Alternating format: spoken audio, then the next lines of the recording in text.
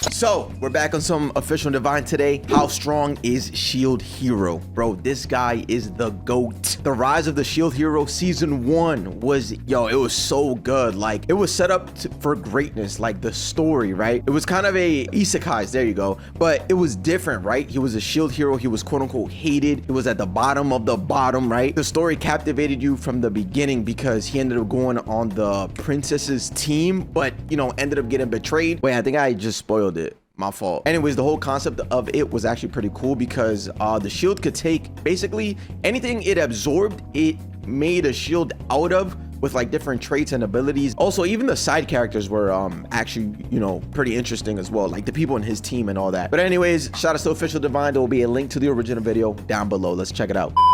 In a realm where swords slash through mountains and magic reshapes reality, one hero stands out, not with a blade, but with a shield. A symbol of defense, resilience, and undying will. The Shield Hero. A warrior whose might isn't measured by the damage he deals, but by the devastation he blocks. At first, Naofumi was powerless, betrayed by the very kingdom that summoned him. Stripped of resources, allies, and even reputation, he began with nothing. But the one thing that they couldn't take was his resolve, and from that foundation, he rose. Alone, Naofumi wasn't much, but when he meets Raftalia, everything changed. With her sword and his shield, they became a two-man wrecking crew. She delivered the strikes, while he tanked the world.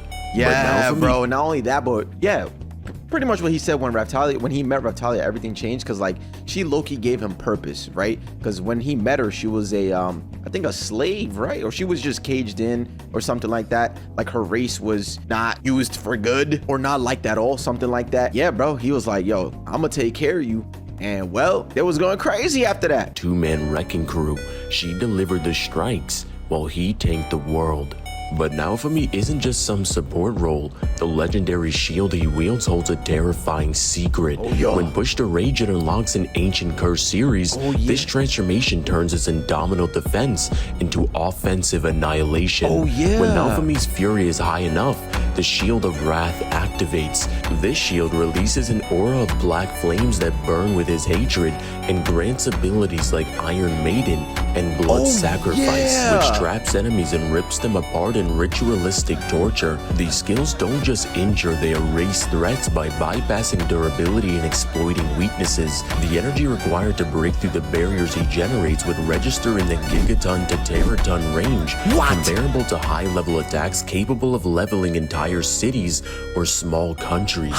To put that into perspective, to vaporize a city like Tokyo takes around 15 megatons of TNT. That's nothing. And Naofumi tanks attacks of similar magnitude with his airstrike shield, shooting star shield, and flow shield, absorbing energy that would liquefy a normal army. But when he combines these shields, he creates interlocking force fields that can repel multiple directional attacks, high-tier magic attacks, and evil spatial warping magic. Holy shit! Well, I mean, I know about the magic stuff, right? But once he mentioned this megaton, teraton, gigaton, ton, bro, yeah, like the perspective gets changed, right? You know what I'm saying? Because I always say this, whether he does a video game character or an anime character or a movie character or whatever, you're just watching the show, right? In this case, Shield Hero, just watching the show, you're chilling, you're not really thinking about the actual power of this strike or whatever. So I don't know, the fact that he's able to block that or repel it, which is, you know, even better, because if you repel it, you go from defensive to offensive. Okay, I'm yapping. Whatever. Anyways, cool. Evil spatial warping magic. Naofumi's spirit toward his heart shield lets him unleash energy blasts powerful enough to obliterate fortress walls and pierce magical armor. These blast scale characters capable of damaging glass. Now, I know that sounds pretty weak, but this is actually a person.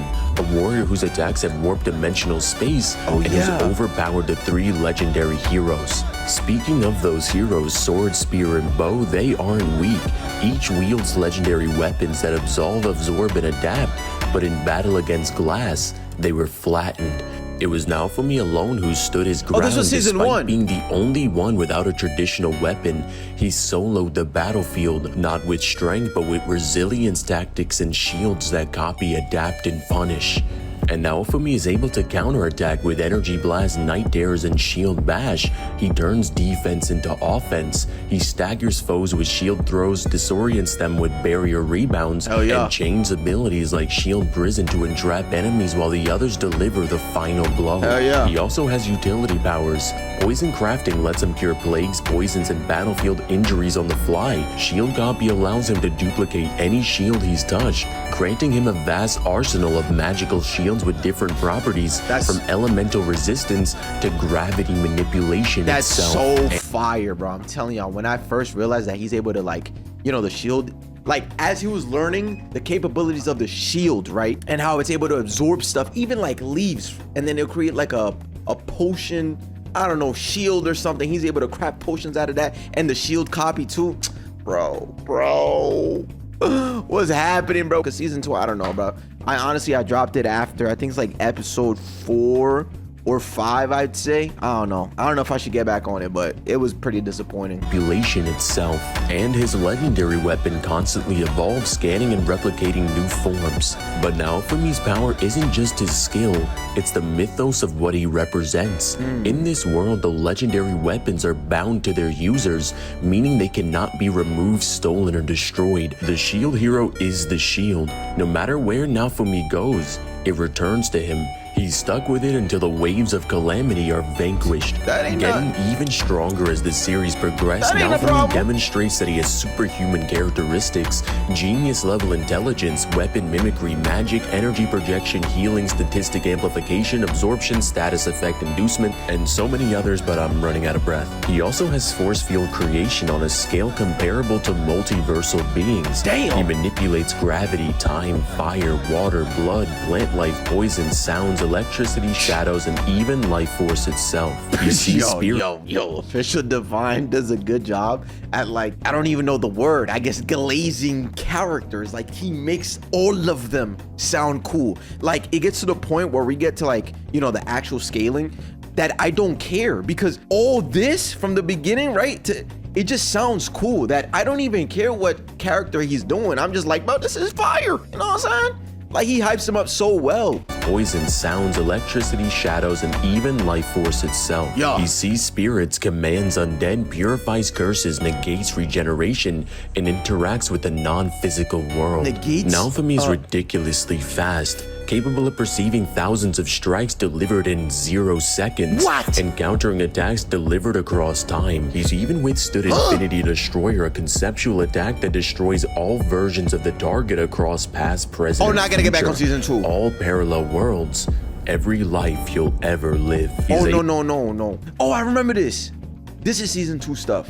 I think this is where I left off. Yo, I might have to get back on it. Hello? What did he do to this guy? Hold on. Encountering attacks delivered across time. He's even withstood Infinity Destroyer, a conceptual attack that destroys all versions of the target across past, present, and future. All parallel worlds.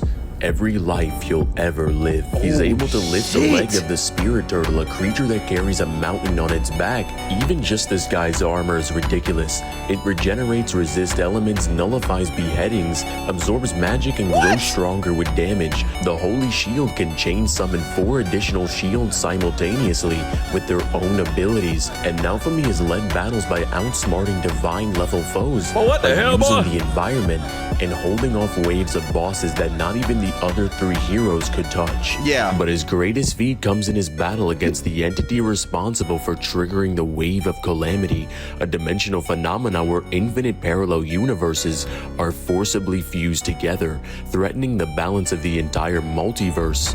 Medea wasn't just another boss, she was a living paradox, a being whose existence represents the collapse of all timelines, fusing entire worlds through entropy. Naofumi fought her across space, time, and metaphysical barriers. Her attacks struck past, present, and future, every divergent timeline simultaneously. And still, he won. But defeat wasn't enough.